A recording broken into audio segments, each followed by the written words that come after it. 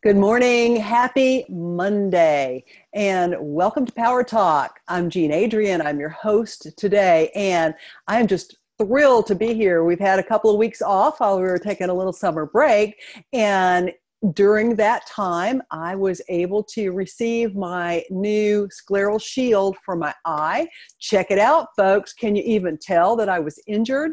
You know, this is such a blessing. And I just want to kind of take a moment and share with anybody out there who's watching or listening to the show that has gone through some kind of a trauma in their life. Don't lose hope. Stay upbeat, stay positive. You have choice in every situation, and you can reinvent yourself around whatever's happened and come out on the other side a better person. So just take it from somebody who's done that. And let's get started with today's show. So today we're going to be talking about pain and suffering, which I could have chosen to go down that road of pain and suffering last October when I was injured, but I didn't. And my guest today is Carrigan. Her website is CatherineCarrigan.com. That's CatherineCarrigan.com. Catherine is an amazing woman. She is, I don't know what to say first and foremost, a healer. She uses kinesiology to assist people in attaining optimum health. She's also a fitness trainer. She's a yoga instructor, and she's written 7 books. Count them, 7. Her new book is called Learning How to Relieve Pain and Suffering Without Drugs.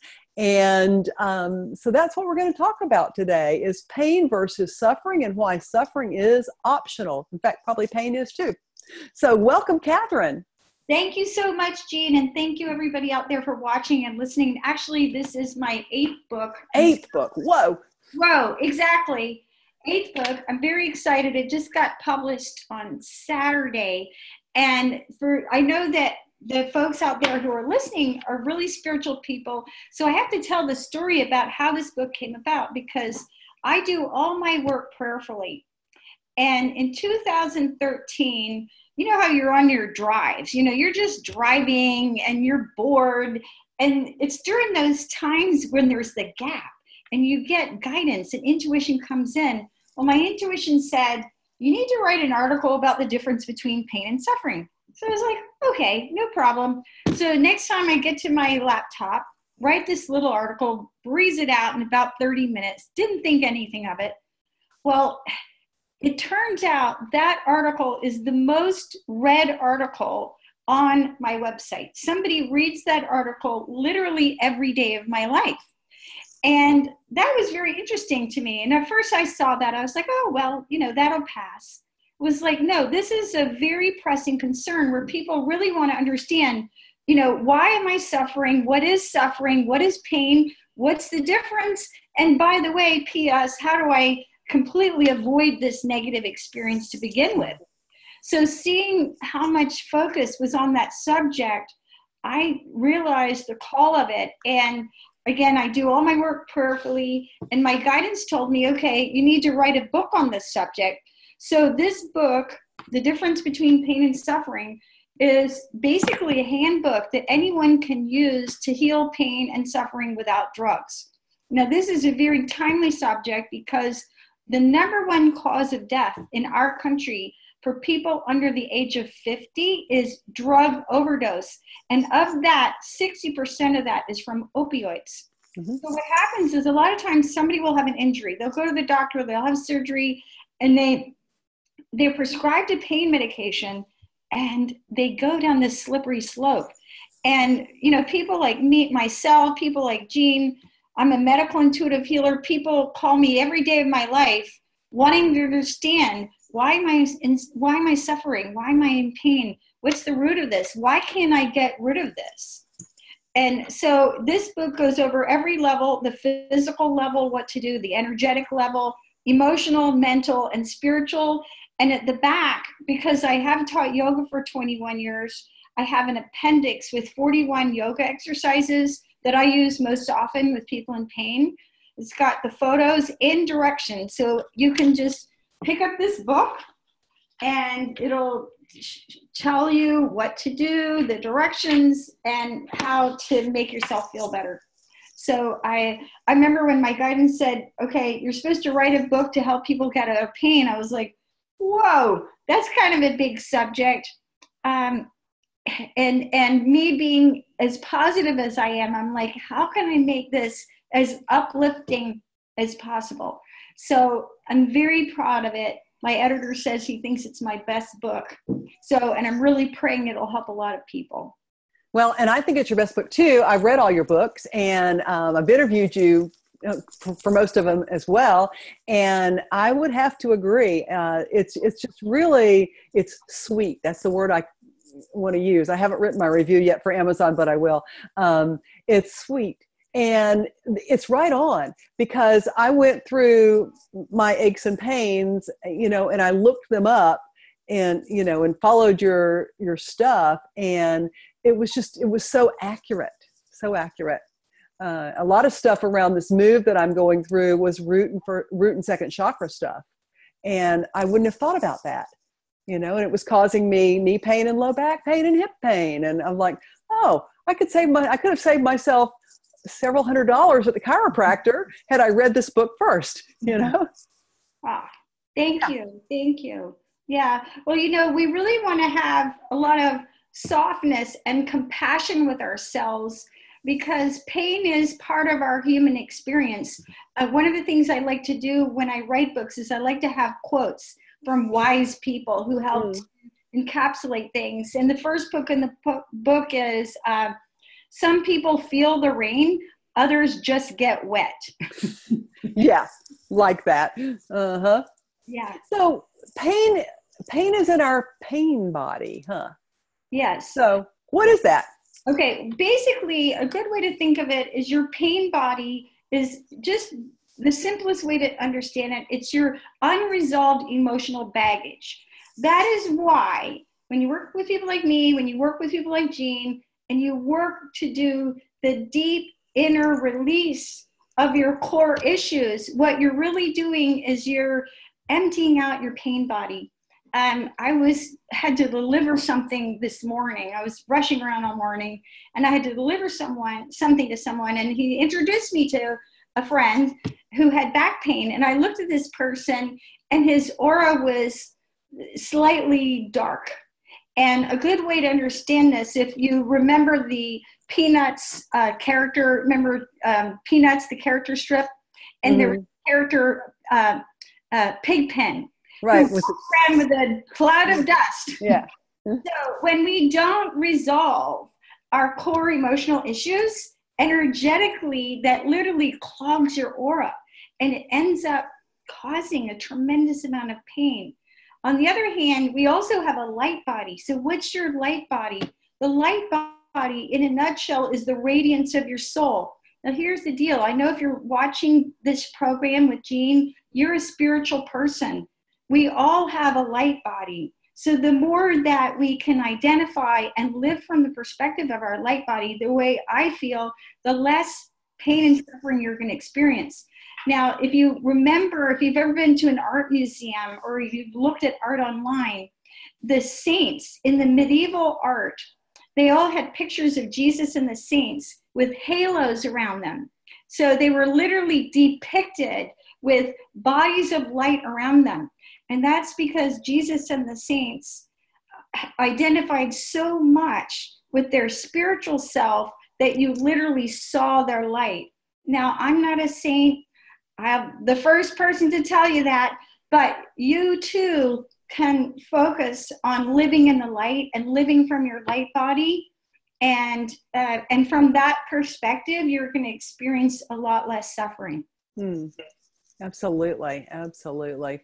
So, you're saying that a lot of this pain comes from emotional stuff, trauma that you hold on to. So how can we figure it out and let it go? And why do we want to do that?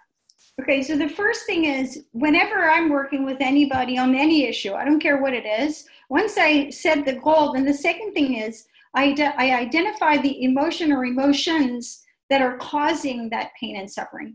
Now, the reason that's so important is that if you do not identify and resolve the emotion at the same time, the energy of that just morphs into a different area. So you fix your knee and then you hurt your elbow. You fix your knee and your elbow and then you whack your head and so on, or you get a rash. So you really want to identify that. So the simplest thing you can do is whenever you feel discomfort, and pain, of course, is a physical experience, suffering is the emotional experience. Whenever you have discomfort or dis-ease in your body, you want to sit with yourself, pray for guidance, meditate, and ask, what is this about? What is the emotion or emotions that I'm holding on to? And then ask for guidance or get help from a healer such as myself or Jean to actually move that energy so that you can be done with it. You know, and sometimes, I think you said something there that's really important. Sometimes you need somebody else to help you, because even though I'm really good and pretty clear at listening, so I was coming up with a discomfort yesterday and I really couldn't get that guidance about myself. It's hard to do it for yourself. So I had to ask Catherine to help me, and she did. And now in kinesiology, we talk about something called the Johari window. And in a nutshell, there are always things that you don't know about yourself. I'm the same as Jean. I've done natural healing for 24 years, and I go to other people. I work with a mentor to clear my own issues because I'm very self-actualized. I take great, exquisite care of myself, but there's always things that you're blocked about. That's why it's called a block. That's why you can't see it. And that's where you need to get help. When you keep running into the same pattern over and over again, or, if you've been, the average person who comes to see me has seen at least 7 other practitioners. They're trying, right? Yeah. They're trying. It's not for a lack of effort. So you want to, again, be compassionate and just realize that you may not be able to figure it all out yourself. And it's okay. Yeah. So, but there are people out there. All you've got to do is reach out and somebody will help you. So, how can raising your vibration help you to move past pain and suffering? Okay. Well, again, if you're watching this show, if you don't remember anything that we talked about this morning, except for what I'm about to say, this is what you really want to remember. All dis-ease, all pain is slowed down vibration. Now, we know that intuitively. Like, if you've ever been to a nursing home, the energy is so thick, you think, God, you look at your watch, it's like, oh my God, I've only been here 5 minutes, I'm already exhausted, right? So when you understand that all pain is slowed down vibration, then in order to shift out of it, you have to raise your vibration. How do you raise your vibration? It's not just a matter of distracting yourself. It's literally a matter of increasing the frequency, your frequency. So prayer, meditation, being around an uplifting spiritual group, going to church, going to the mosque, going to the synagogue, doing things that make you happy, being around little children, walking in nature, being in nature. Again, looking at how can you actually lift yourself. And we have to remember that in nature, no such thing as a void exists. And that even if you're listening and you're in pain and you're all by yourself, you are always surrounded by the love and light of God and by the guidance and protection of your angels. And everyone has angels. And the only thing you may even have is a phone number or a website address. But if you pray and ask to be shown your next step, God and your angels will always lead you to your next step. Absolutely. The power of attention and intention is so amazing. And especially now as Earth is rising into higher vibrations herself, then our vibration can increase incrementally. And again, by asking and intending, ask the universe to increase your vibration, to raise it as high as is humanly possible for you right here, right now. You want to put that as high as it's humanly possible in there, because you don't want to blow yourself out, by getting your vibration raised to 10 million thousand gazillion hertz and you evaporate. I know. And we forget that environment is the most powerful factor. I'm a gardener. I have an organic garden. I raise orchids. And, we ourselves, I always say to people, I can take my most beautiful orchid and put it in the dark and not water it, and it's not going to do very well. On the other hand, if you place an organism, such as yourself perhaps, if you're suffering, place yourself in the highest vibration environment that you can. Be with loving people. Be with people who care about you. I can remember one time talking to a lady, and she was down in Florida, and all her friends and loved ones were somewhere else. I'm like, go be with your tribe. Go have fun. Be with the people who love you. That's what's going to heal you, right? Yeah. Now, I'm interested to get your opinion on this, because one of the things that I find increases my vibration is just to go out and spend time in sunlight. Now, sunlight gets a bad rap. And everybody goes, don't go out there. The UV rays are going to kill you, and wear a sunscreen. And I don't believe in any of that stuff. How about you? Yeah, well, I'm a very happy person, and I have daily rituals. I wake up, I pray, I meditate. I usually write a little bit, and then I walk my dog. And when I walk my little dog, I'm very blessed. I'm 5 minutes from a beautiful park here in Atlanta, and I purposely do not bring my phone. I listen to the birds. I enjoy the sunlight. I just allow myself to be. I get into the rhythm of the earth. So, again, we talked about vibration, and, we can go into the frequency of pain, of stress, but nature itself, sunlight included, is extremely healthy.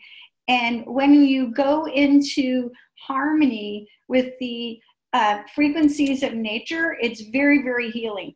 The Japanese talk about forest bathing. That's one thing that I think about a lot of times when I'm walking my dog, is they'll take people who live in cities and just bring them out into nature. And I know you live in the woods yourself.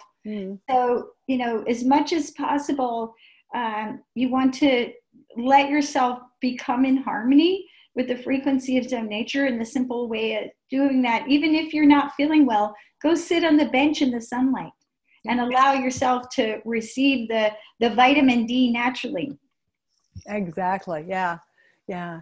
So the work that you do is kinesiology based. And can you explain that a little bit? Because I think maybe there are people who watch the show that don't understand what that means.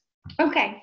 Well, you asked about kinesiology. When I'm doing my work as a medical intuitive, I actually don't muscle test anything. I'm just purely listening at the soul level. But to answer your question about kinesiology is muscle testing. There's many ways to muscle test. As a matter of fact, I need to make a video of all the different ways you can muscle test yourself.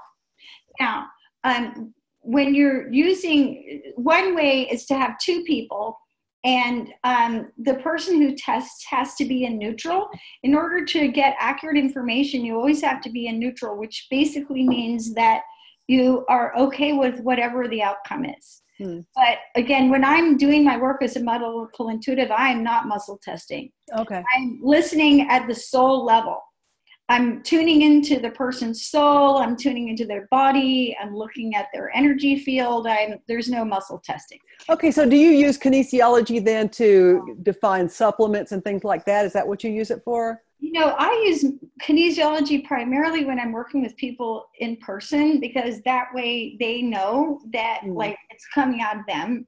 And I think once you talk to me, or just like talking to you, it's just like having a conversation. There's nothing weird, scary, or threatening about it. Right. I'm always tuning in so that I communicate in a way that the other person understands, using words that are helpful and empowering for the other person. But in a nutshell, I use kinesiology primarily when I'm working with people in person. Okay, so that's what I remember, because when I used to live in Atlanta and I used to come see you, you used kinesiology then. But the truth is, I think that's a beautiful thing, is that you we all have the ability to tap into that without needing a tool, right? Yes. And it's just a tool. Yeah, absolutely. It is just a tool. Whether you're muscle testing with two people, whether you're testing yourself, doing self-testing, whether you're using a pendulum, whether you're praying and asking for guidance, it's all coming from the same source. Yeah. Yeah. Beautiful. Beautiful. Yeah. So your book is available now. Where can people get your book? Okay, so The Difference Between Pain and Suffering, it just got published on Amazon, and we're going to have an ebook version coming out as well as an audio book. And I recommend that if you're interested, seriously interested, you either get the paperback or the ebook, because it's got an appendix. The paperback and the ebook have diagrams of all the acupuncture meridians, and they will show you how to trace your own acupuncture meridians. So it's got illustrations and diagrams. And at the very back, it's got photographs of 41 yoga exercises that I use most often with people in pain. So it's got the photograph and the directions. So I'm very aware that lots of people are driving, everybody's busy. So I do make audiobooks, but when you're really wanting to use it as a handbook, then I recommend that you get the paperback or the ebook, and they're all available on Amazon. Yeah, and I would have to say that, there are a lot of handbooks out there, but this book is like the most comprehensive one that I have seen in a long time. So if you were going to just buy one book to keep on your bookshelf that would help you to stay pain-free and not get into the suffering cycle, then I would have to highly recommend this one. Yeah, thank you. And the other thing that I want to say is that a lot of us who do natural healing will get into the this for that mentality. So, rather than going and taking an opioid or even maybe an over-the-counter, we'll look online and we'll read about supplements. And I do use supplements. I am a nutritionist, and I use every natural substance you can think of, including flower essences. But I have recently seen quite a few people who are literally making themselves sick with their supplements. Mm-hmm. I had a lady who was in screaming pain in her kidney area, and she was literally crying all day, unable to work because she was taking so many supplements. So I do talk about ginger and turmeric, but in this book, I talk about food healing. I talked about the most fundamental ways that you can reduce inflammation, because if you have pain, you have inflammation, and stress definitely causes inflammation, but so does our diet. 70% of your inflammation begins in your gut. Mm-hmm. So if you're, eating fried and microwave foods and taking your turmeric or your opioids, it's still not going to work. Not all that well. Yeah. And so, let's start with the fundamentals, right? So, and if you want to use supplements, which I do, you want to work with a professional. Don't self-diagnose, or you can make yourself seriously sick. Exactly. Yeah. In fact, I kind of got into that trap myself. And finally, I went to a local person up here that checks the methylation cycle of the body. And half the stuff I was taking was not doing me any good. Only one thing was actually detrimental to me, but I was just, peeing away lots and lots of money, you know? And I was able to cut back my daily load of supplements over 70%. Yeah. Even I worked long distance last week with a lady in another place, and she said she was testing herself, and she was a practitioner. And she said, well, I asked for guidance about, is this good for me? And I said, this would be like me taking, the entire Bible and going, is this good for me? Of course it would be. Can I read it all today? Probably not. Right. Maybe I can read a page and really assimilate it, right? Mm. So you have to ask not just, is this good for me? What can I process? What can I assimilate? What can I tolerate? You have to ask deeper questions. Exactly. Right? Yeah, exactly.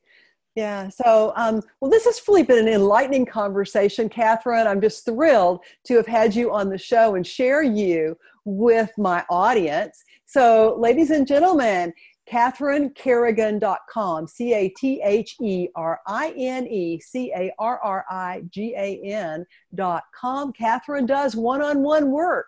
So, and she does it remotely. So you can contact her, get her book for sure. Absolutely get her book for sure. And check out all the other books that she's written, 7 other ones that they're all extremely good. On her website, which is Resource Heaven, she has videos that share a lot of great yoga tools and posture and tools that will help you to feel better right away. So thank you, Catherine. I appreciate you joining us today, and I look forward to talking to you again real soon. Thank you, and thank you everybody out there listening. And if you want a free 15-minute consult, just reach out. I'm happy to do that. Thank you. Great. And also, now next week is Labor Day Monday, so we won't have a show. But the following week, which is September 11th, my guest is going to be Maureen St. Germain. Maureen has been a teacher of sacred geometry for so many years, probably I think 22 years. And she's the author of many books, and she's going to join us to talk about what it's like to wake up in 5D. So catch me in 2 weeks. And until then, remember, people who take responsibility for their lives create the reality they desire. I love you all. Ciao.